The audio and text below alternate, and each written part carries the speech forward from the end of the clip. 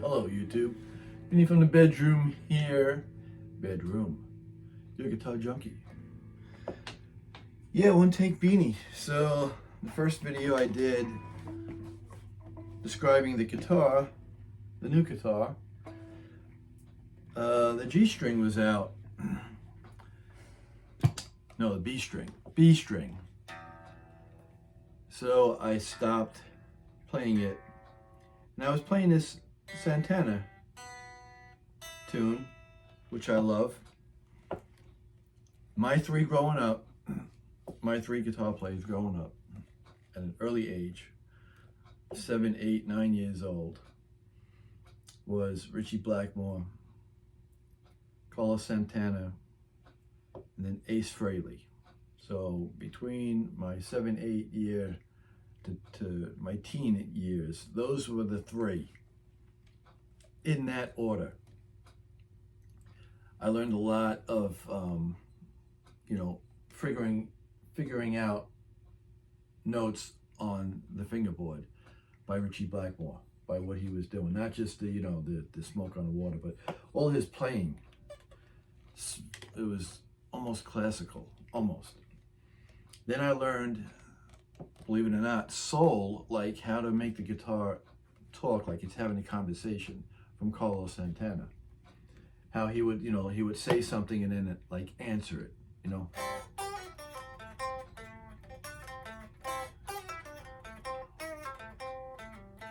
like that. Even though one of my best friends that's a professional musician totally hates Carlos Santana. He said, if I ever ran into that guy, I'd give him a piece of my mind. But I learned a lot from his soulful guitar talking. Like his solos were like, saying something. It was saying something. He was asking a question and then answering it, as far as my playing ability gets from that. And then Ace Frehley, and then after that, believe it or not, it wasn't until the 80s that I got turned on to Jimi Hendrix and then Eddie Van Halen. So to me, those are the two guys that are on either side of the coin, so to speak, as far as everything else goes. And then I've got a I have a list. What word am I going to use this time? I got a list of guitar players that I absolutely, think are amazing. So it goes anywhere from Noki Edwards from the Ventures to Hank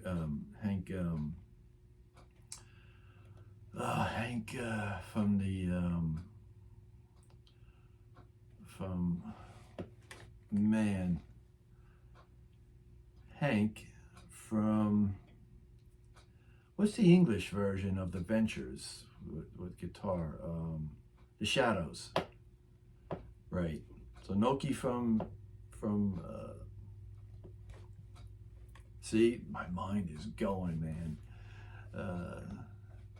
Watch out, it'll happen. Trips and drabs, but yeah, Noki from the Ventures, Marvin from the Shadows, Dwayne Eddy, the guy from Hee Haw, monster player. I mentioned him one time before. Like country picking, he could do anything. Spanish guitar, he could play anything. Just wish I could think of his name. All the way up to, Stevie Ray Vaughan, Eric Johnson, Blue Saraceno, Nuno Betancourt, so on and so forth. Guthrie Govan, all of them. Yeah, Steve Vai and Joe Satriani. They were the thing when they first came out, and everyone was like trying to compete with them. And then all of a sudden, Yngwie Malmsteen showed up, and everyone just flipped out over that one. Just like how everyone was like going crazy with Eddie Van Halen's Eruption. you know, so many guys, because back then you don't have the technology we have now that you can go on YouTube and you could just put a search on and they'll show you how to play something. You didn't have that, you know. You would either listen to the record and figure it out, which again, one of my best buddies has the ear for that. Or you would get sheet music, and they didn't have sheet music for, you know, Eddie Van Halen's Eruption. So many guys were wore out the record on that one spot, just trying to figure out how he was doing those hammer-ons, you know, the whole thing, until either they went to see him in concert and got close enough, or, you know, MTV came out.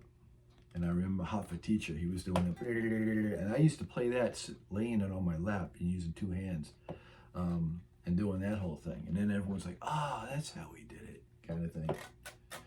Yeah.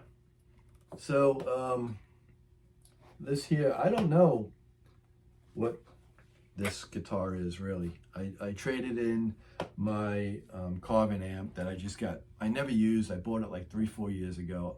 I got exactly what I paid for it. I didn't lose any money, and I traded it for this thing here. So, you know, I know Cal B is great for finding out what the make, model, and year of the guitar is. So I challenge him to leave a comment. This is CTI space E30387, and all it says is built by Co Space Tech Musical Instruments Company Ltd, Indonesia, under license of PRS Guitars. Then it's got a CE UK CA. So I know I don't have the light on, but that's it. So all I know is that it's a Paul Reed Smith SE. That's all I know. I know that the guy that had it wound the heck out of the strings. He didn't know how to tie a knot, and almost like the whole string is on here. You've got cherry flavored cherry sunburst all the way around, tiger maple cap, not a veneer, beautiful wood binding, metal jack end, and set mahogany neck and body. It is a 3-piece neck that goes all the way through from the headstock set into the body with the back, and it's got a beautiful belly cut here. And the thing I like most about it is that the hardtail, it's not a hardtail with a bridge, it's 2-in-1. Yeah, wait, there's more. But wait, there's more. So the bridge is inside the hardtail. It reminds me of Jeff Beck's Gibson that he played on a British TV show and used on one of the covers of a CD. So you could actually set the intonation because they have separate saddles for each one. This thing was very close to being tuned to an E. I just had to tune it up a little bit. Intonation is spot on. Whoever had it, they put Diodarios, and it's a wraparound bridge, by the way. Diodario strings, because I can see the colored ball ends. They feel like 9s because that's what I like. That's what I'm used to.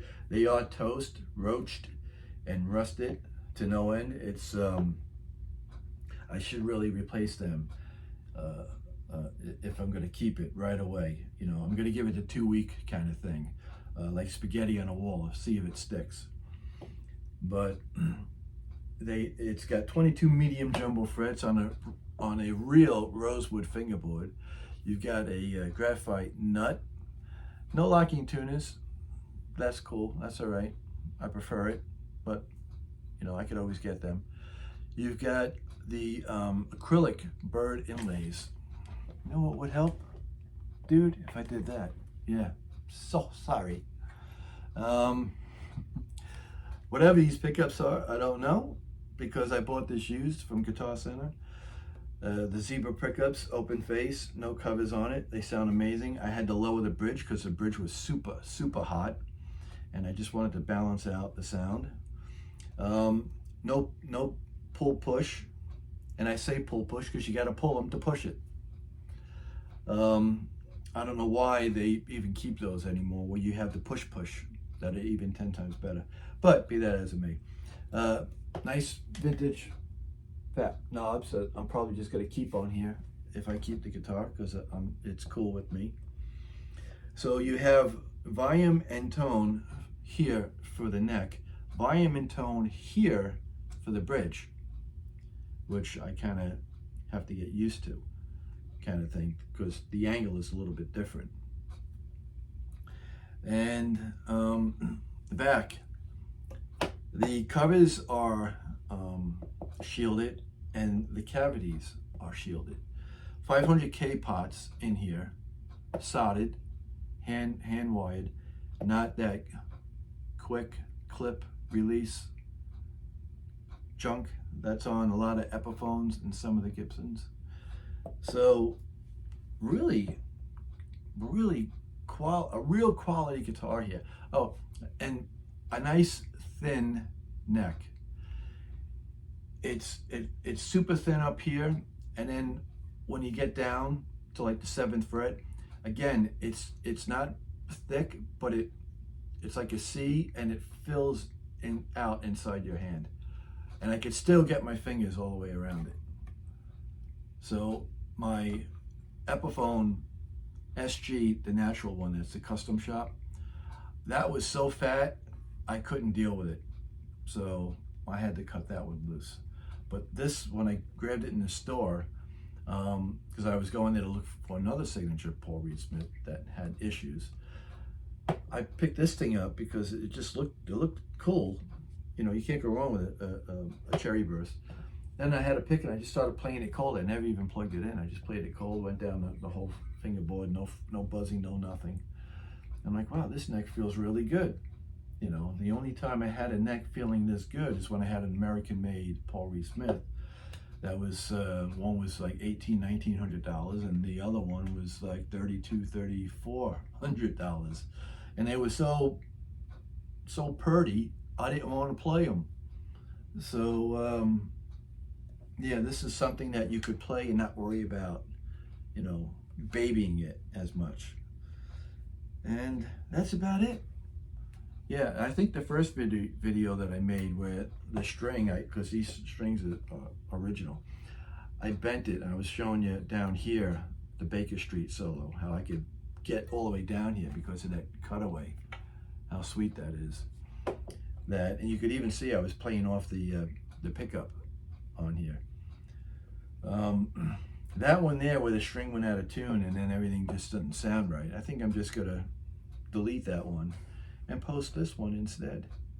So yeah, thanks for watching. Oh, I didn't set my phone for the Bluetooth, so I'm gonna have to do this. I do apologize. Have a good day and a better tomorrow. Adios, amigos.